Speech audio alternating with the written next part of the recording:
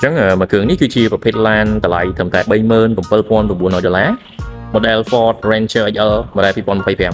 ហើយ model នេះដែរគឺជាសង្វាក់ផលិតកម្មនៃការផលិតហើយនឹងតម្លៃនៅក្នុងស្រុកខ្មែរយើងហើយការបង់ប្រចាំខែត្រឹមតែ$267តែប៉ុណ្ណោះបាទ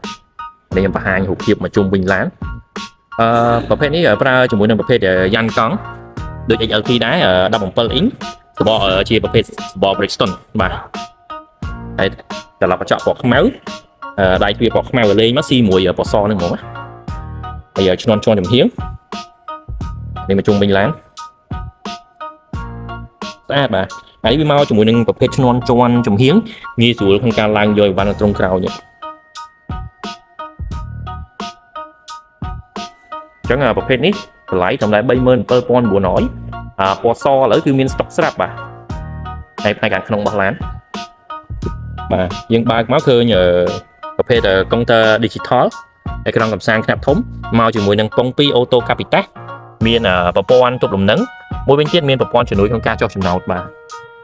អានេះការសេរីកញ្ចក់ឆ្វេងស្ដាំអីគឺមានបញ្ចប់ផ្នែកខាងក្រោយក្លិនខ្លាញ់គោមកប្រភេទនេះឈ្ងុយអញ្ចឹងបើបងប្អូនស្រឡាញ់ពេញចិត្តនឹង model នេះបងប្អូនអាចតំណតំណងតាមលេខទូរស័ព្ទផ្នែកខាងលើក៏បានឬមួយក៏តំណតំណងតាម Telegram ក៏បានបាទប្រឹក្សាយោបល់ទាំងរថយន្តទាំងសេវាកម្មរំលោះបាទ